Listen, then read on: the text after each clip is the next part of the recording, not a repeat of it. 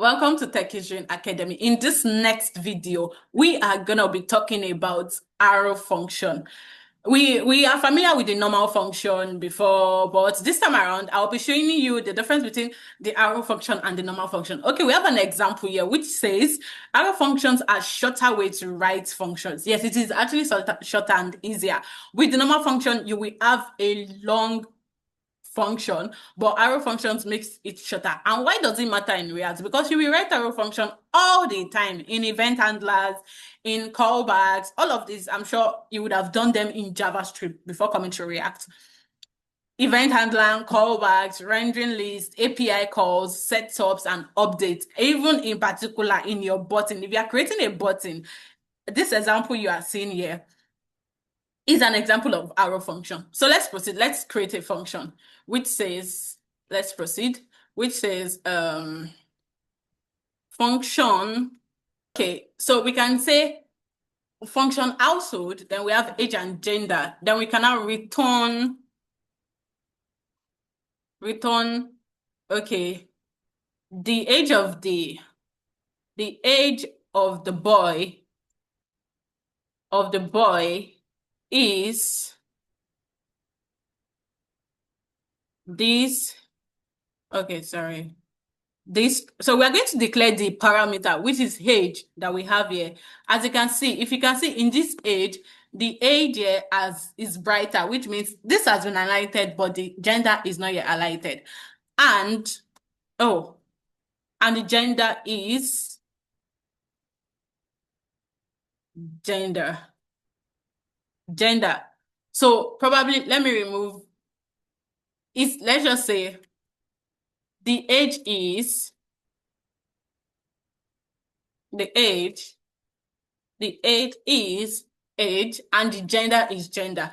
So then we are gonna declare it that, oh, why is this thing faster? Sorry, I use it for code a lot. So if we declare it like this, console.log household, we've declared this household inside this console.log. This console.log will give you your results here. I don't know. Okay, we're not having an error. We give your results here, and that means we are saying the age is 20 and the gender is a male. Let's check our debug F5. It's supposed to take us there. Oh, where did this thing take me to? Sorry for the mistake. I'll have to make this very full. Okay, debug console. Can you see the age is 20 and the gender is a male? Or we can probably say Bola's age. Bola's, we are gonna use this because, yes, Bola's age is 20. If we should run it again, we have Bola's age is 20. Bola's age is 20 and is a male. Okay, a male. So this is how normal function works. But if we want to do arrow function, we can say function.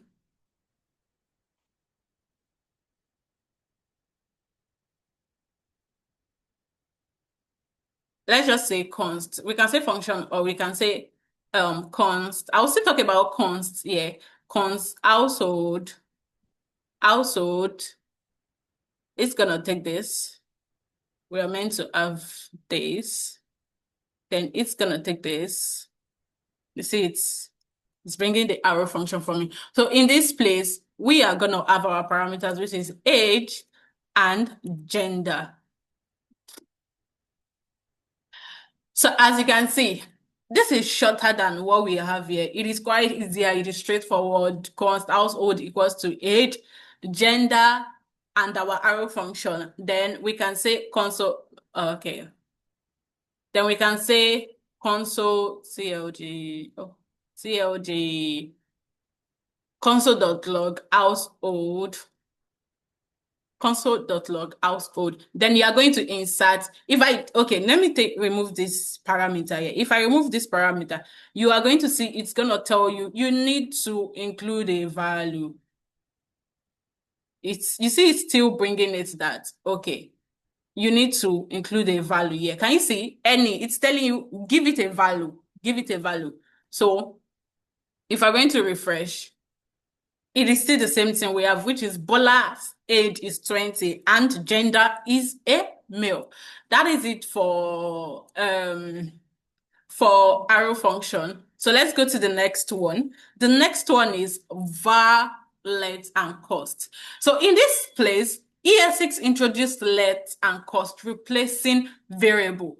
The variable keyword was used in all JavaScript code before 2015, but now var is not recommendable. It is like people don't make use of it again. They make use of either let and they even make use of const so much. Const, it is really, can you see? You will use const to 90% of your, in all your codes, all the time. You make use of const. So what is var variable? Var variable is a function scope. It is problematic in modern applications. That means it is outdated. But in modern JavaScript, we make use of let and we make use of const. So in this let, it is a block code scope. It is a block scope, can be reassigned, good for values that changes. Okay, so let's make an example. Let's go to the example for the let. For example, let's say let a day equals to let a day equals to male. We can as well reassign this a day. So if I say a day equals to female. If I should say console.log a day now, a day is going to give us the latest value that we assigned. Let's check it out. A day is going to give us female. Before we declared a day as a male, but let is okay. You can make it of let when you are going to be changing values. But if you're not going to be changing values, you will make it of const. Now, we change the value to female. That is why a day changed. If I should comment this one out and I reload it, it is going to give me a day is a male. So let's try this example with const and you will see. Okay, before we try it, let's proceed. It is good for values that changes. In const, we have block scopes, cannot be reassigned. It is perfect for constant state and objects. Values that you know that they are not changeable, you can make use of const. Let's make an example now. Let's go. If I say const a day equals to male. Sorry for the mistake. If I say const a day equals to male, and I say yes, a day equals to female. Let's check it out now. Const a day. You see, it is gonna throw us an error.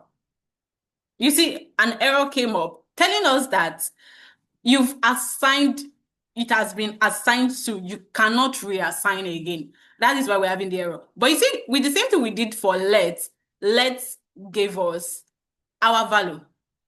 I will have to comment out this year. Let's give us the latest value that was updated. Oh, sorry. Let me do this. Control F. Let's give us the latest value that was updated, which is female. So I hope you understand the difference between let, const, and var. Var is outdated. You cannot make it of var again. Like, it's really outdated. So you can use let for values that can be reassigned. But if your values cannot be reassigned, then you can make use of const. So in this our example, in case if you want to make use of set counts, you want to use state in React. In videos to come, we would talk about use state.